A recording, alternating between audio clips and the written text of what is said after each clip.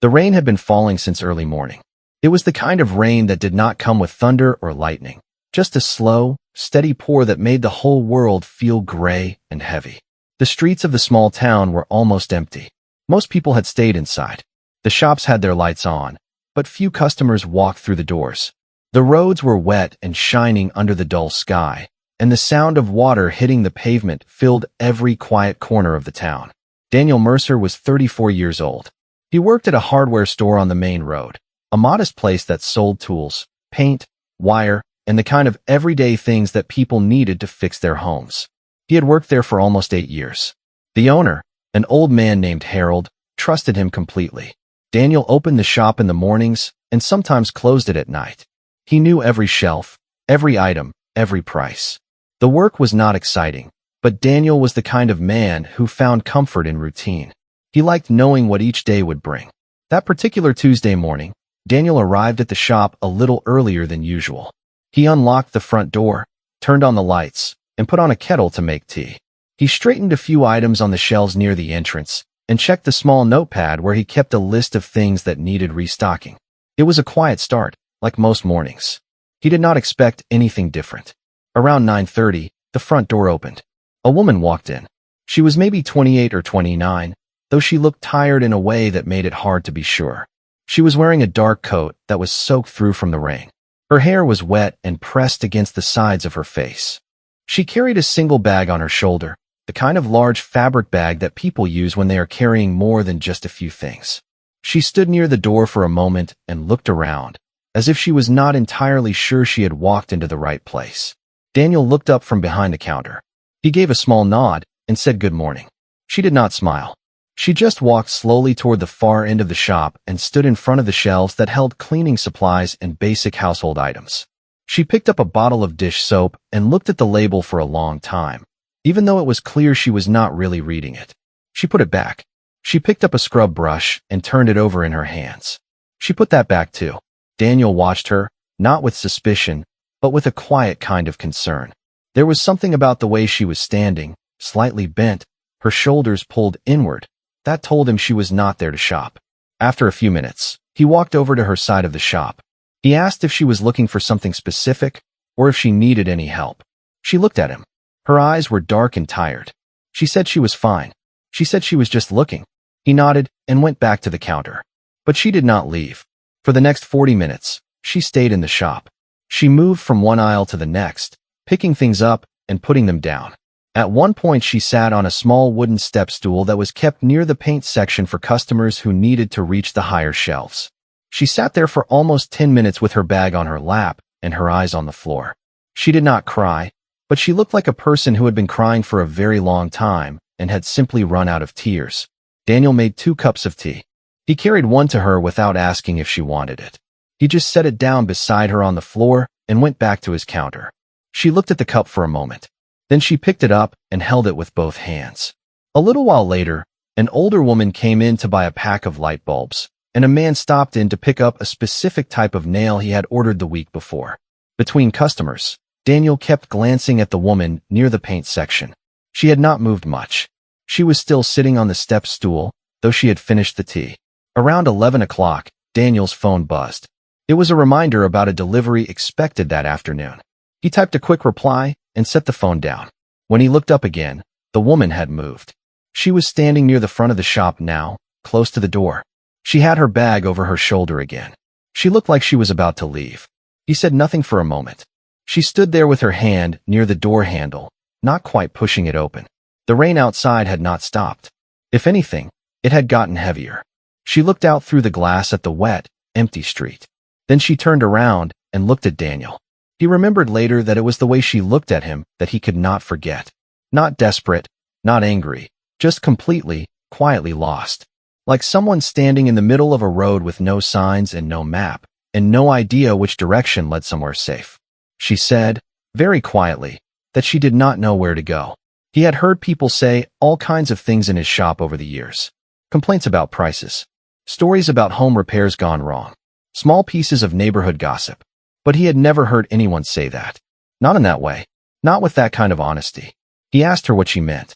She hesitated. She looked down at the floor and then back up at him. She said that she had left her house that morning. She said she had left because she had to. She did not explain more than that, and Daniel did not push her to. She said she had been walking for a while before the rain got bad. She had stepped into his shop because it was the first place with an open door. She had stayed because she did not know what to do next. Daniel was quiet for a moment. He was not a man who spoke quickly. He thought before he said things, and in that moment he thought about what the right response was. He could have suggested a shelter. He could have asked more questions. He could have handled it like a problem to be solved efficiently. But he did not. He walked out from behind the counter and stood near the front of the shop. He told her that she did not have to stand at the door. He told her she could sit down properly, in the chair near the counter where he sometimes sat between customers. He told her he would make more tea, and that there was no rush, and that she could stay until she figured out what she needed to do. She looked at him for a long time. Then she said, very softly, that she had nowhere else to go. Those were her exact words. She looked at him and said, I have nowhere else to go. And Daniel looked back at her. He did not hesitate this time. He said, stay with me. He did not mean it in a romantic way. He was not trying to rescue her or impress her. He simply meant that she was not alone in that moment, and that the shop was warm, and that no one was going to ask her to leave. She sat down in the chair near the counter, and Daniel went to put the kettle on again. Her name, he would find out in the next hour, was Sara. And the story of how she had ended up walking through the rain with one bag and no plan was far more complicated than anything Daniel had expected when he arrived at the shop that morning. But she was there now, and for the first time in what felt like a very long time, Sara was somewhere warm. Sara did not talk right away. She sat in the chair beside the counter and held the second cup of tea with both hands, the same way she had held the first one. The warmth from the cup seemed to help her. The color came back slowly to her face. She stopped looking at the door every few minutes. She just sat and breathed and let the heat from the tea move through her fingers. Daniel did not ask her anything. He went back to his work, checking deliveries, answering the phone when it rang, helping the few customers who came in through the morning. He acted like it was completely normal for someone to be sitting in his shop with a wet coat and a heavy bag and no clear plan for the day. He did not stare at her. He did not ask her to explain herself. He simply let her be there. It was this quietness, this absence of pressure, that eventually made Sara speak. Around noon, Daniel opened a small lunchbox he had brought from home. It had a sandwich, some sliced fruit, and 2 small cookies wrapped in paper. Without making a big moment of it, he took one of the cookies and placed it on the edge of the counter near her. He went back to eating his sandwich. She looked at the cookie. Then she looked at him. She said, "You are very kind." He shrugged a little and said it was just a cookie. She smiled. It was small and brief, but it was a real smile, and it changed her face entirely. For just a second, she looked like a younger version of herself, lighter, less tired. Then she looked down again and said, "I haven't smiled in a while." Daniel said that was all right. He said smiling was the kind of thing that came back when it was ready. That opened something in her. Not all at once. Not like a flood, but slowly, the way a door opens when someone finally decides to stop holding it shut. She told him her name was Sara Hayden. She was 29 years old. She had grown up in a city about 3 hours away and had moved to this town 6 years ago when she married a man named Kevin. She said the name carefully, like it was something she was no longer sure how to carry. Kevin had seemed good at first. That was the way she put it. He seemed good at first. Daniel noticed the word seemed and understood what she meant without needing her to explain. She said that the first 2 years had been fine. They had a small house on the edge of town. Kevin worked in construction. She had worked part-time at a clothing shop and later at a school cafeteria. They had a routine. It was not a perfect life, but she had believed it was a real one.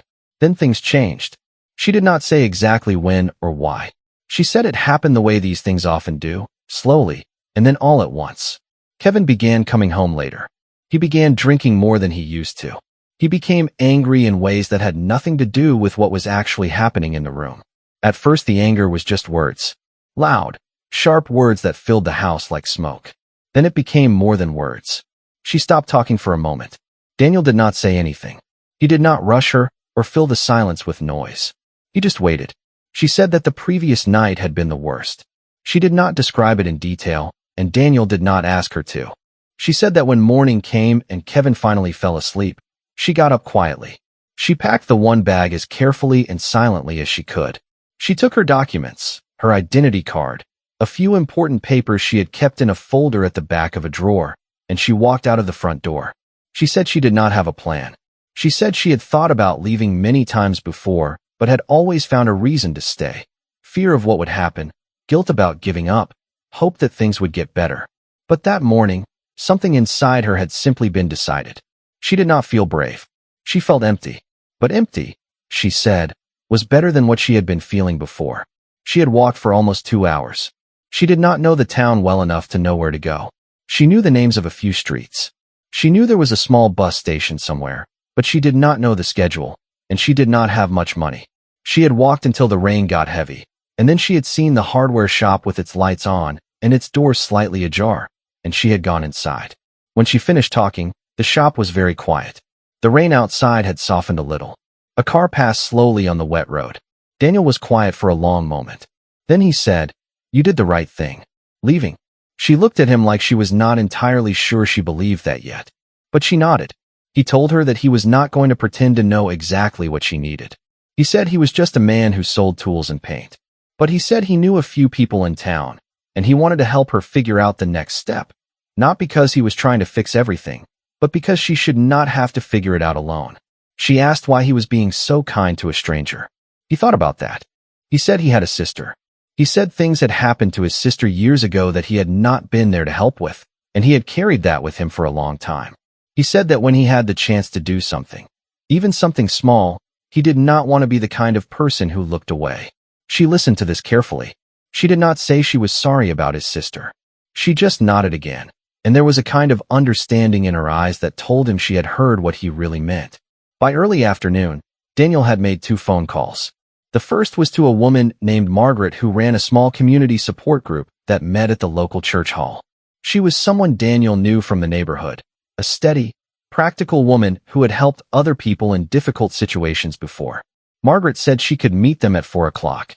The second call was to Harold, the shop owner, to let him know he might need to close up a little late. Harold asked no questions. He just said, "Do what you need to do." Sara heard both calls. She did not speak during them. But when Daniel put the phone down after the second one, she said quietly, "You didn't have to do that." Daniel looked at her and said, "I know." That afternoon, while they waited for 4 o'clock, Sara helped Daniel tidy a section of shelves near the back of the shop. She did not ask if she could help. She simply picked up a cloth and started straightening things. Daniel did not comment on it. He just moved to the next section and let her work beside him. It was a small thing. But for Sara, who had spent months feeling useless and invisible, it felt like something real. She was doing something with her hands. She was in a warm place. Someone knew she was there. At 3:50, Daniel locked the shop, and they walked together toward the church hall through the last of the afternoon rain. Sara carried her bag over her shoulder. Daniel walked beside her and said nothing much, just small things about the street, about how the rain always made the old church look more dramatic than it was. She listened and nodded. They walked like 2 people who had known each other for longer than a single morning. What happened at the church hall that evening would change things again. Margaret was already there when they arrived, along with another woman named Claire who turned out to be important in ways that no one expected. Sara did not know it yet, but the day was not finished with her. The church hall was a plain room with pale yellow walls and a row of folding chairs set in a rough circle near the center. A long table against the wall held a coffee urn, paper cups, a box of tea bags, and a plate of biscuits that someone had covered with plastic wrap.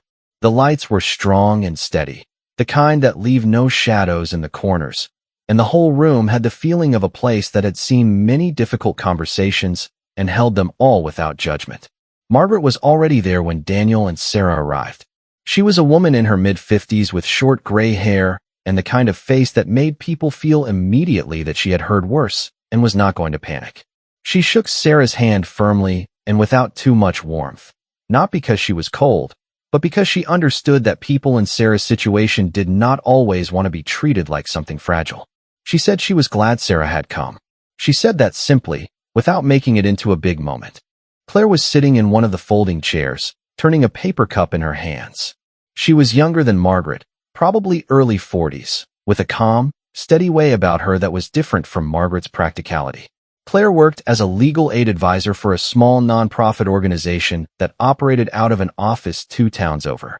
She came to the church hall once or twice a month to meet people who needed guidance on housing, safety, and their basic rights. Daniel had not known she would be there.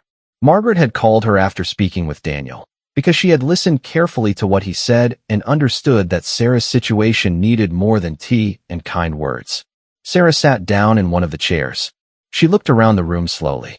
Then she looked at Daniel, who had taken a seat a little to the side, close enough to stay, far enough to give her space. He gave a small nod. She turned back to Margaret. Margaret began by saying very simple things. She said no one was going to ask Sara to make any decisions right away. She said the purpose of the evening was only to understand what Sara needed and to let Sara know what options existed. She said Sara was in control of every step. This mattered. Daniel could see it in Sara's posture. The way her shoulders dropped slightly, the way her hands, which had been held tightly in her lap, loosened a little. She had spent a long time in a place where she had no control over anything. Being told that she had it now, even over something small, even just over the pace of a conversation, was something she needed to hear. Claire spoke next. She explained, in very plain language, what Sara's rights were. She explained that what had happened to Sara in her home was not something Sara had to continue living with, and that the law recognized it as harm even when it left no visible mark. She spoke about options for emergency housing. She spoke about what a protection order was and how a person could apply for one. She spoke about the process step by step, without rushing, and she answered the questions Sara asked with patience and without making her feel foolish for not knowing these things already. Sara asked several questions. Some were practical, about money, about her name on the house lease, about what would happen if Kevin tried to find her. Some were harder, about whether people would believe her, about whether she had waited too long, about whether leaving after 6 years meant that she had in some way agreed to all of it by staying. That last question she asked quietly, almost to herself, but Claire heard it. Claire said no. She said it clearly and without decoration. She said that staying did not mean agreeing.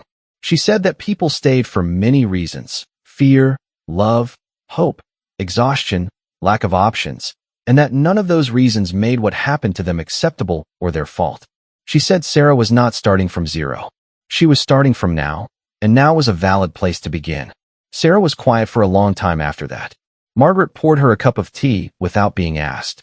Sara took it and held it, which was becoming, Daniel noticed, the thing she did when she needed a moment to let something settle inside her.